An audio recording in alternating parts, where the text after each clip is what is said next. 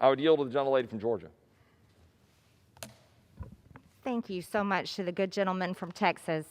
And I have to tell you, Jared, that you spoke about, I met his aunt and uncle a few years ago, and he suffered a death that is too much to think about. And suffering it, him being an American citizen, born here free, and being murdered like he was by illegal aliens, criminals, animals, is just too much to bear. This is the people's house. This is the House of Representatives that I've started to call the House of Hypocrites. This entire campus right now is surrounded by a border wall with razor wire. It's a fence, unlike anything at our southern border. This place is surrounded by the military. It is completely guarded, but we don't extend the same thing to the American people. Joe Biden administration, my Democrat colleagues here in Congress, Democrats in the Senate, they want the border ripped wide open, and that's what it is right now. I just watched a video that was shared this morning from Southeast Texas, where there are hundreds, perhaps thousands of people lined up to cross the Rio Grande, and they are being smuggled into our country by human traffickers. You see, it's big business to come into our country illegally. And Joe Biden is rewarding the smugglers, the coyotes, the cartels in Mexico and these other countries by opening our borders up and welcoming them all in, while they're forcing our kids to stay home and paying off these teacher union bosses. They have wide open 100% capacity in-person teaching for illegal children.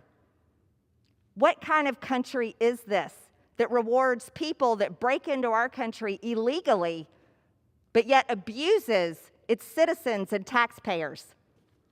There needs to be a change. And this is Joe Biden's crisis that he will never recover from. People are not stupid, no matter if they vote one party or the other. But the American people are going to be sick and tired of being run over and treated this way. Everybody wants to cry about COVID-19, the most politicized virus, a political tool that shut down America. Well, let me tell you something. All these people that I just watched on this video, they're not wearing masks like we're required to do. They're bringing all kinds of diseases into our country, but yet they're being welcomed in. Here, come to school. Here's a bus ride to another city. Come on in.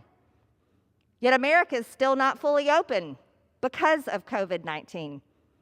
There's so many reasons that we can call this the House of Hypocrites that we could be here all day long, but I appreciate the time. Thank you so much, and I yield back. Well, I appreciate the gentlelady from Georgia coming down and joining us in this conversation, and I did not realize that the gentlelady had the pleasure of meeting with and getting to know the Vargas family, or at least maybe the aunt and uncle, I think is what you said. And what I would tell you is that it is a truly wonderful family. They embody all that is right and good about the American dream, about opportunity. These are American citizens who happen to have, Hispanic family members, and which so ironic because, those of us who really try to take and honor the idea of judging people by the content of their character and not their skin color or race or creed, I find it ironic that my colleagues on the other side of the aisle seem to only view the purpose of the legislative body to view human beings by the color of their skin and to make all of our policies based on segmenting us out. To quote the Supreme Court and John Roberts in a seminal Supreme Court case, that divvying us up by race is a sordid business. And my colleagues on the other side of the aisle often use words like voter suppression when we talk about believing we should have voter identification, believing we should have rules in place about how we run our election systems, heaven forbid. And would the gentlelady agree that too often those words, like voter suppression, are code words, buzzwords, for the allegation that those of us who believe a secure border is better for immigrants and American citizens, believe that voter ID and systems that make sure American citizens are the ones voting, that we are labeled bigots, and that words like voter suppression are code word and buzzwords, dog whistles, that we are bigots, and that the agenda of my colleagues on the other side of the aisle is often directed in that to label us such. Would the gentlelady agree with that? I definitely agree with the good gentleman from Texas. You see, it's unfortunate that our colleagues on the other side of the aisle use race as a tool to push their agenda. We're here in this country, every single one of us are equal. God created us equal, and thank God we have a Constitution that affirms it.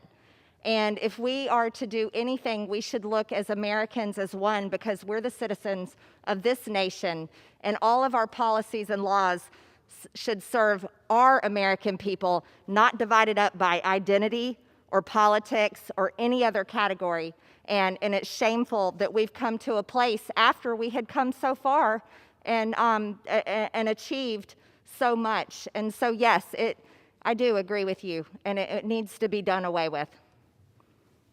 A brief moment, a sidestep away from the issue of border security, and I know the gentleman is here and is waiting, he's patient, and I would just ask one more question. The gentlelady was here on Monday, this past Monday, when we let known our desire to not allow 13 bills, 10 Democrat bills, 3 Republican bills, to move off of the House floor by voice vote. That is, without a roll call vote. And you would have thought that we, lit a match on the floor of the House of Representatives or had done something extraordinary to just break this hallowed institution from its smooth operations of today. You would think that we were, upending our Constitution as we know it, because we, believe it or not, we demanded the yeas and nays, a roll call vote on 13 bills. And the gentlelady is often taken to using motions to adjourn.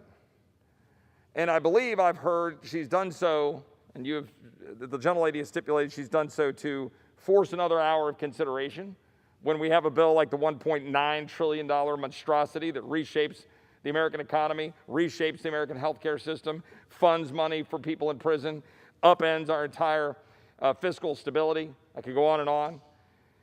Is the gentlelady in agreement with me that what we're trying to do is to simply notice our colleagues that perhaps the People's House should debate, vote, amend, be present, not vote by proxy from your home districts. Right. Actually be here, not have fences with razor wire, actually do our job, actually represent the people that elect us to come here. Would the gentlelady agree with that? I absolutely agree with the good gentleman. This is a place where we're sent to do a job for the people of our district. We should be able to vote on record and not have to hide behind a voice vote. We should be able to call for a motion to adjourn to give everyone pause and thought before they vote for such crucial, critical, radical, transforming legislation. I absolutely, fully agree with the good gentleman from Texas.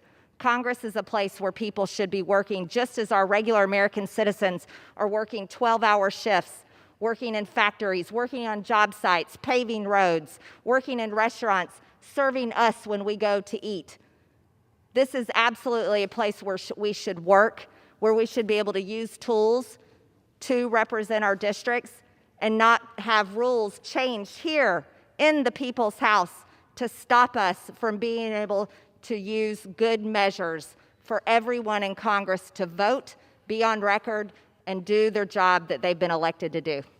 Thank you. I think the gentlelady from Georgia, I know we've got our friend from Montana who's been waiting patiently, and so I will yield to that gentleman in just 1 minute. I would just note that the gentlelady from Georgia mentioned video taken in Southeast Texas this morning, and I'm looking at that on social media at the moment. A huge line of people waiting for smugglers to ferry them across the Rio Grande into the United States.